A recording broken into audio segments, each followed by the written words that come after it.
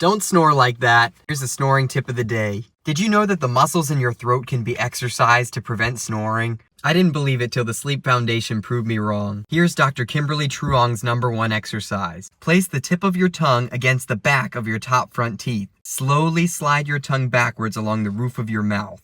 Repeat this 5 to 10 times every night to strengthen your tongue and your throat muscles. I'm placing the Sleep Foundation's article in the comments below so you can see more exercises from Dr. Kimberly Truong. If this video was helpful, bookmark us for later. Subscribe and I'll see you tomorrow.